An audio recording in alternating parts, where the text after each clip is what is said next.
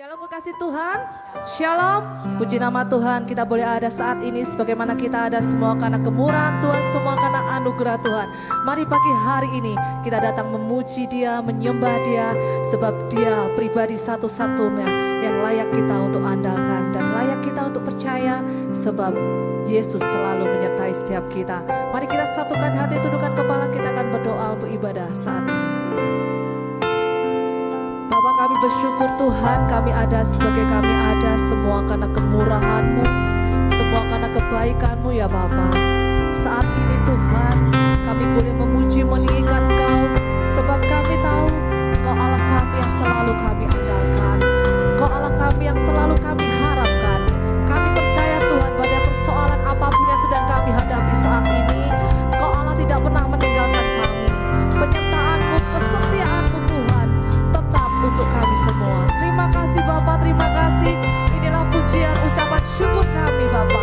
Yang terbaik kami mau persembahkan hanya kepadamu. Di dalam nama Tuhan Yesus yang siap untuk meninggikan nama Tuhan, bersama dengan saya katakan amin.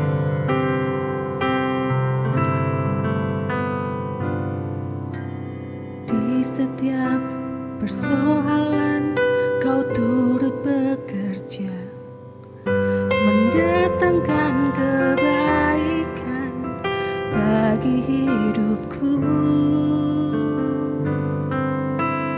Di setiap pergumulan Kau telah merancangkan hari depan yang sejahtera dan penuh harapan. Kau yang selalu ku andalkan, yang selalu ku nantikan, pertolongan-Mu kan nyata bagiku.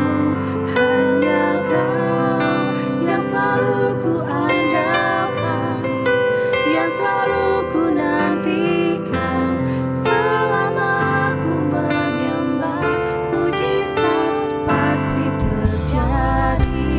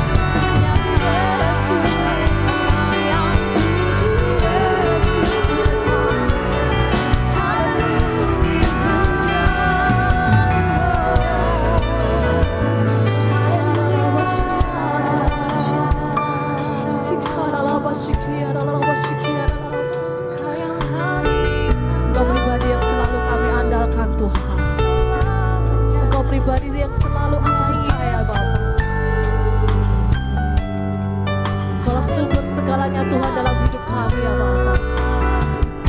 Mari Bapa saat ini bekerjalah roh-Mu Tuhan dalam hidup kami. Kami rindu meninggikan Kau Tuhan. Kami rindu menyenangkan hati-Mu ya Bapa. Roh Kudus dalam hidup kami,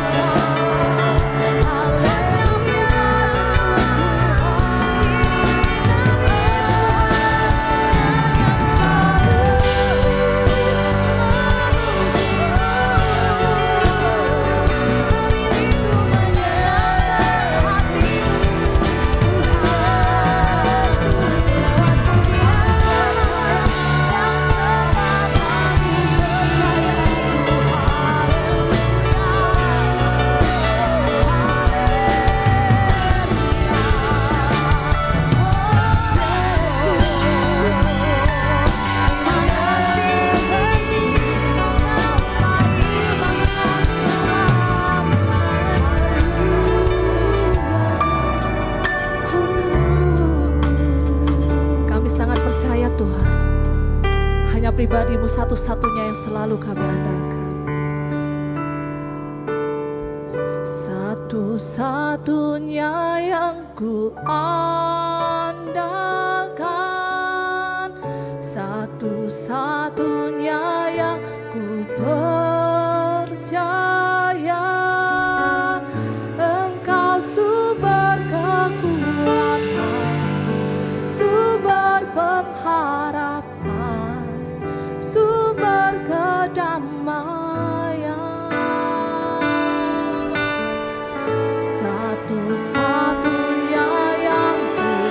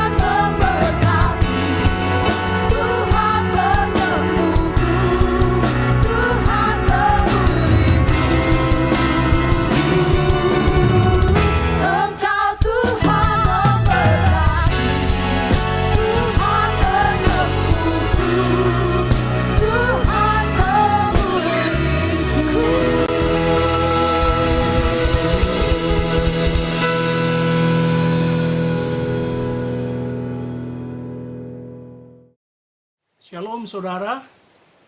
Hari ini kita akan mempelajari kebenaran firman Tuhan yang saya ambil di dalam Mazmur pasal yang pertama ayat 1 sampai dengan yang ke-6. Kalau saya beri judul khotbah ini, jalan orang benar di tengah orang fasik dan orang berdosa dan pencemooh. Saya akan bacakan ayatnya supaya saudara bisa tahu. Ayat pertama, berbahagialah orang yang tidak berjalan menurut nasihat orang fasik, yang tidak berdiri di jalan orang berdosa, dan yang tidak duduk dalam kumpulan pencemooh. Ayat 2, tetapi yang kesukaannya ialah Taurat Tuhan, dan yang merenungkan Taurat itu siang dan malam.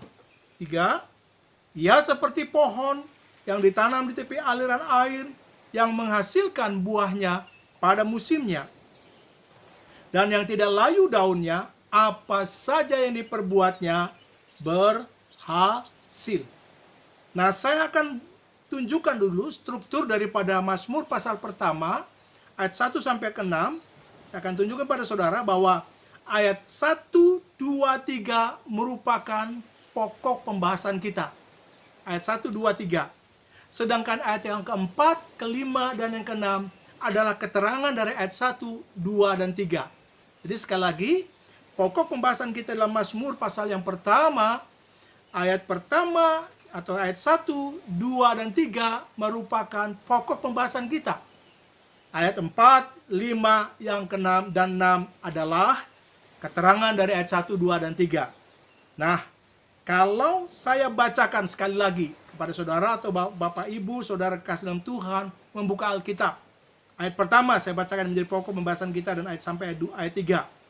Berbahagialah orang yang tidak berjalan menurut nasihat orang fasik, yang tidak berdiri di jalan orang berdosa, dan yang tidak duduk dalam kumpulan pencemooh.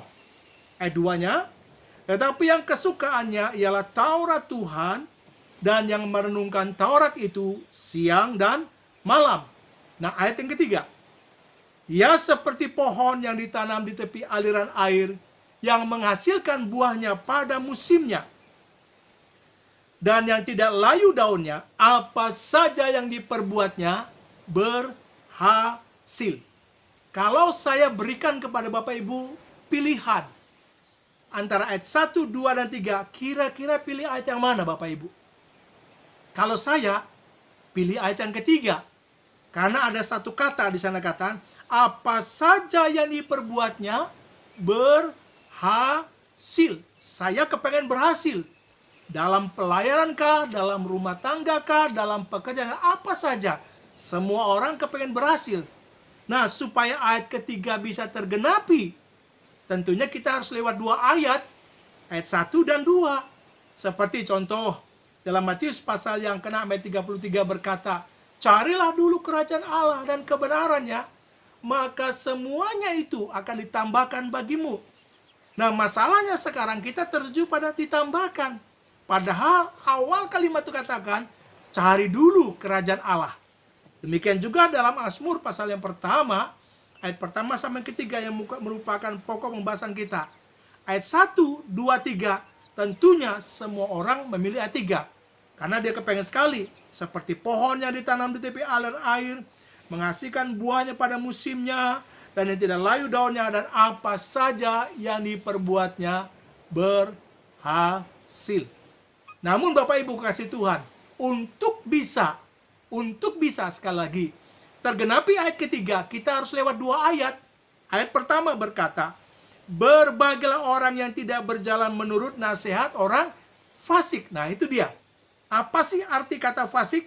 Saya akan tunjukkan kepada saudara, supaya kita sebagai orang benar, kita ada di tengah-tengah kefasikan, kita tetap hidup benar. Secara etimologi keluar dari sesuatu, itu arti fasik. Terminologi, seseorang yang menyaksikan tetapi tidak meyakini dan melaksanakannya. Jadi, secara Alkitab ada beberapa poin yang saya sampaikan. Arti kefasikan, tahu kebenaran tetapi tidak melakukannya. Jadi orang yang tahu kebenaran tapi tidak melakukannya, Alkitab katakan orang fasik. Masalahnya, kita sudah tahu kebenaran, kita sudah dibenarkan. Apakah kita hidup dalam kefasikan? Atau apakah kita hidup seperti orang fasik? Tentunya kalau kita hidup seperti orang fasik, saya terlalu yakin ayat ketiga tidak akan tergenapi. Sekalipun kita sudah dibenarkan, tapi hidup kita fasik. Tunggu dulu. Nah, arti yang kedua daripada kefasikan, menghalalkan segala cara. Sementara kita orang benar, hidup benar, di tengah-tengah orang fasik, kita bergaul, kita berinteraksi, baik dalam kita berdagang atau bersosialisasi, masihkah kita ikut fasik? Kalau kita menghalalkan segala cara seperti orang fasik, saya terlalu yakin ayat ketiga hanya slogan. Apa saja yang dibuatnya berhasil, hanya kalimat saja atau kata. Tapi sebagai orang benar, di tengah kefasikan kita mempertahankan kebenaran, saya yakin dan percaya ayat ketiga pasti tergenapi. Jadi sekali lagi saya katakan, di tengah kefasikan sebagai orang benar harus tetap benar. Amin, saudara. Nah, kemudian kalimat selanjutnya di sana kata dengan jelas di dalam ayat yang ke-1 tadi. Saya bacakan. Dan yang tidak duduk dalam kumpulan, yang tidak berdiri di jalan orang berdosa. Nah, arti kata dosa itu dalam 1 Yohanes berkata jelas melanggar perintah Tuhan. Kita sebagai orang benar, apakah kita ikut berbuat dosa?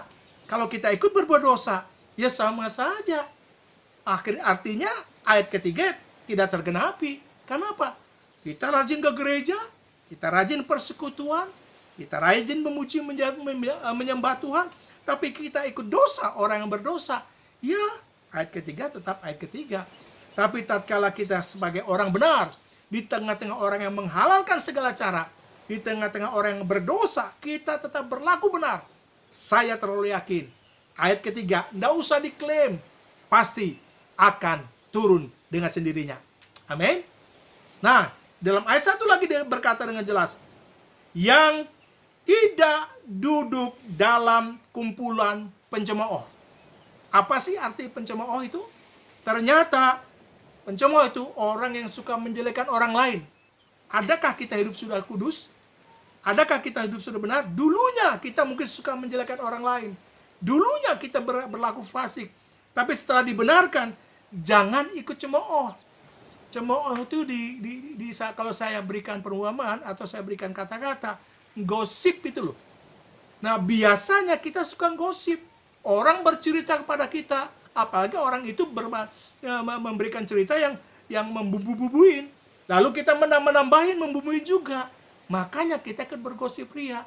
Karena itu, sebagai orang benar, di tengah orang yang suka memberikan atau memberitakan kabar buruk, kabar jelek tentang orang lain, jangan ikut berbuat, ikut dalam pencemoohan. Tetapi dengan yang saya katakan di sini, harus tetap berkata benar. Kita berkata pada orang itu mungkin yang memberikan masukan pada kita tentang kejelekan orang lain. Kita akan berkata, ya sudah, dulu kita juga jelek.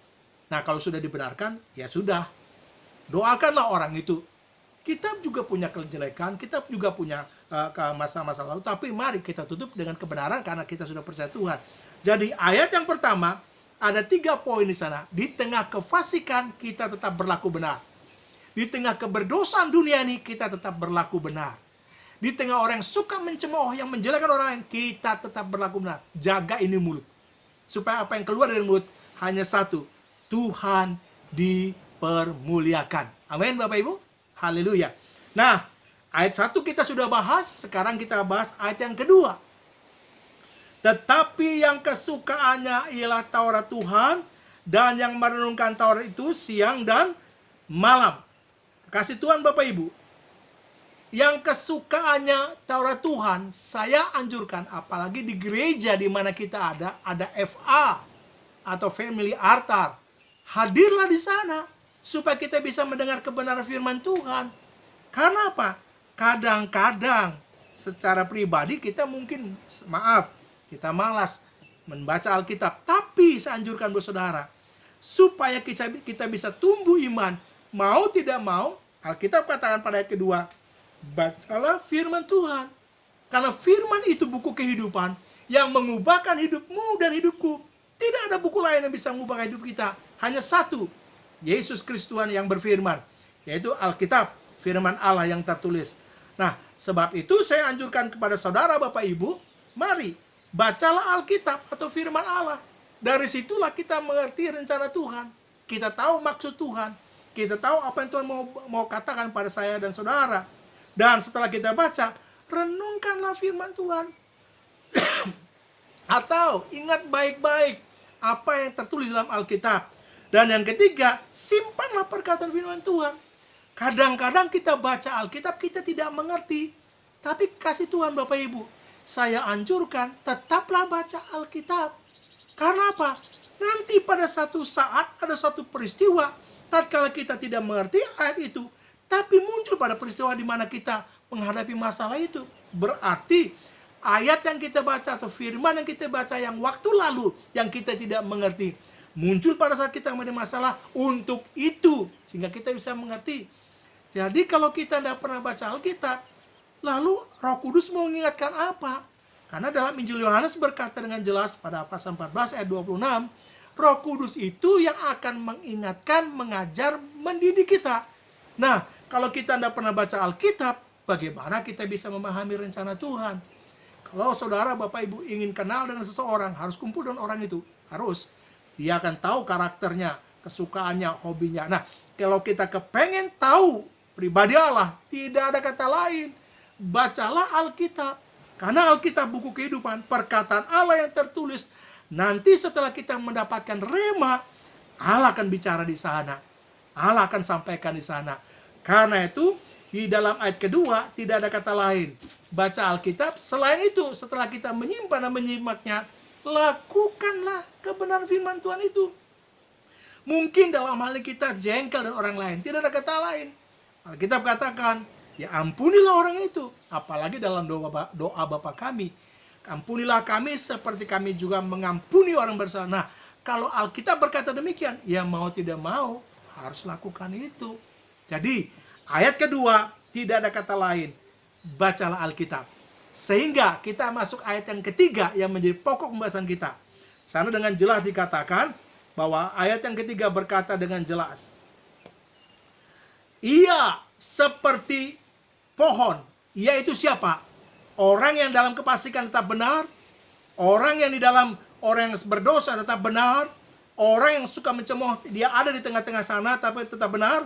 Dan kedua di sana katakan, orang itu suka baca Alkitab, merenungkan dan melakukannya, ia seperti pohon yang ditanamkan di tepi aliran air, yang menghasilkan buahnya pada musimnya, dan yang tidak layu daunnya. Apa saja yang diperbuatnya, apa? Berhasil. Saya rindu sekali ayat ini bisa tergenapi dalam kehidupan setiap kita, orang percaya.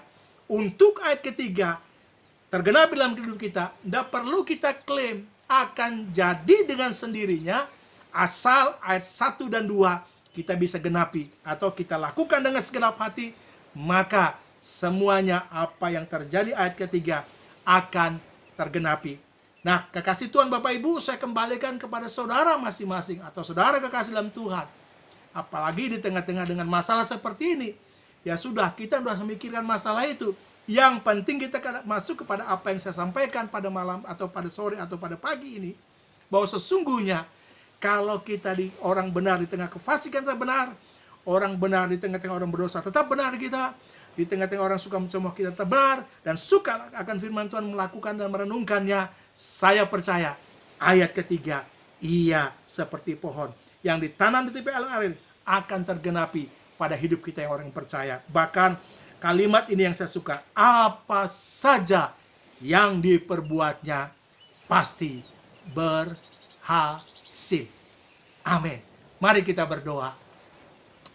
Bapa di dalam sorga, Allah yang kami kenal di dalam Kristus Yesus, Allah seruas sekalian alam, yang menjadikan langit, bumi, dan laut dengan segala isinya, hanya dengan perkataanmu, maka semuanya itu jadi. Kami berterima kasih, kami bersyukur, dalam waktu yang baik singkat ini, kami telah mendengarkan kebenaran firman-Mu pada minggu ini, yang sederhana, yang memberikan kami pemahaman supaya ayat ketiga dari Mazmur 1, apa saja yang diperbuatnya berhasil seperti pohon ditanam di tepi aliran air. Kami harus melewati 2 ayat. Ayat pertama, di tengah kefasikan kami berlaku benar. Di tengah orang berdosa kami tetap berlaku benar. Di tengah pencemooh kami tetap berlaku benar. Bahkan kami suka akan kebenaran firman-Mu. Tanamkan perkataan firman ini dalam setiap para jemaat Tuhan yang mendengarkan kebenaran firman ini. Meteraikan kuasa Roh-Mu yang kudus. Silakan Roh Kudus berkarya di dalamnya. Sehingga kehidupan kami dalam minggu ini, bahkan sampai minggu depan, bahkan sampai bulan depan, sampai tahun depan, bahkan sampai Yesus datang kedua kali, kami didapati percaya, kami menikmati apa yang Tuhan janjikan. Sehingga apa yang kami kerjakan, kami dapatkan, dan semuanya berhasil. Terima kasih Bapa. Kalau ada yang sakit, kami berdoa dalam nama Yesus, Engkau menyembuhkan. Ada yang kurang, Tuhan tambahkan dalam hikmat kekuatan apa yang jadi kebutuhan mereka. Lemah, Tuhan beri kekuatan baru yang menghadapi pencobaan, masalah, atau halangan rintangan. Kami berdoa, Tuhan buka jalan bagi mereka supaya mereka mendapatkan apa yang mereka doakan. Terima kasih. Inilah doa kami bersama-sama pada minggu ini, dan kami naikkan hanya di dalam satu nama, nama di atas segala nama, Yesus Kristus Tuhan. Haleluya, haleluya. Amin. Shalom kekasih Tuhan dimanapun saudara berada. Terkait dengan pandemi COVID-19 yang sedang berlangsung ini, gereja terus bergerak dan mengajak Bapak Ibu Saudara-saudari untuk memberikan bantuan kepada jemaat dan masyarakat yang terdampak secara ekonomi oleh pandemik ini. Bantuan dapat disalurkan melalui rekening BCA 177-187-3222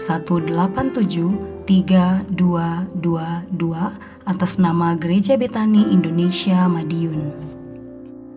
Dan bagi jemaat yang rindu menabur untuk memberikan persembahan, perpuluhan, ucapan syukur, dan pekerjaan Tuhan di Gereja Betani Kemah Pemulihan Madiun, dapat tetap memberikannya melalui rekening BCA 177-185-0222 atas nama Gereja Betani Indonesia Madiun untuk jemaat Madiun dan Nganjuk, atau rekening BCA 177-185-1555 atas nama Gereja Betani Indonesia Madiun untuk jemaat Ponorogo. Gembala Sidang dan seluruh pelayan Tuhan mengucapkan terima kasih untuk taburan yang sudah saudara berikan. Tetap kuat, semangat, setia, dan tetap berserah kepadanya. Tuhan Yesus memberkati.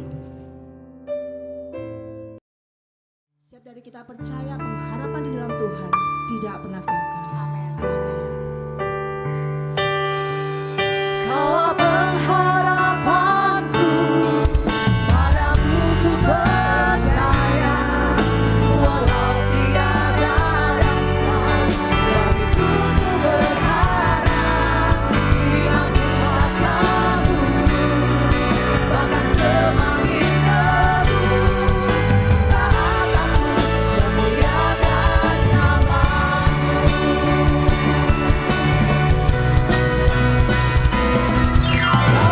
Pengharapanku, padamu ku percaya, walau tiada dasar, bagiku ku berharap, imanku akan turun, bahkan semakin teguh, saat aku memuliakan nama-Mu. Imanku Tuhan, imanku akan turun, bahkan semakin teguh, saat aku memuliakan nama-Mu. Oh, imanku Tuhan, imanku akan turun, bahkan semakin teguh, saat aku memuliakan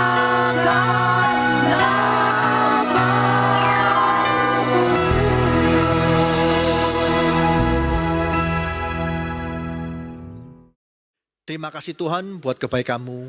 Kau telah pimpin kami untuk menyelesaikan ibadah kami pada hari ini Tuhan. Kami percaya Tuhan firman-Mu akan terus menguatkan kami di tengah-tengah pandemi yang terjadi hari ini Tuhan. Kami percaya Tuhan, kami akan menjadi umat pemenang Tuhan dalam setiap pergumulan-pergumulan kami. Kami akan menjadi berkat bagi orang-orang sekitar kami dan hanya nama-Mu saja yang tinggikan. Kami juga berterima kasih atas firman yang disampaikan oleh hamba-Mu. Kami percaya Tuhan, Kau terus memberkati hamba-Mu di dalam setiap aktivitasnya. Di dalam keluarganya, pekerjaannya, dan pelayanannya. Kau buat hamba-Mu berhasil untuk kemuliaan nama-Mu saja Yesus. Bagi jemaat-Mu, dimanapun kami berada, kami percaya Tuhan, Kau terus Tuhan membentengi kami dalam aktivitas kami. Di dalam keluarga kami, pendidikan kami, pekerjaan kami, pelayanan kami. Apapun yang kami lakukan berhasil karena Engkau. Terima kasih Tuhan. Bagi setiap jemaat-Mu juga yang telah memberikan berkat-berkat bagi gereja ini, kami percaya Tuhan, Kau bukan Allah yang berhutang dan mengembalikan dengan berlipat kali ganda. Kami percaya Tuhan, Kau terus pimpin kami dalam aktivitas kami Tuhan. Kami juga berdoa secara khusus bagi Bapak Presiden, supaya terus memberikan hikmat-Mu bagi Bapak Presiden untuk dapat menyelesaikan semua permasalahan-permasalahan yang terjadi hari-hari ini.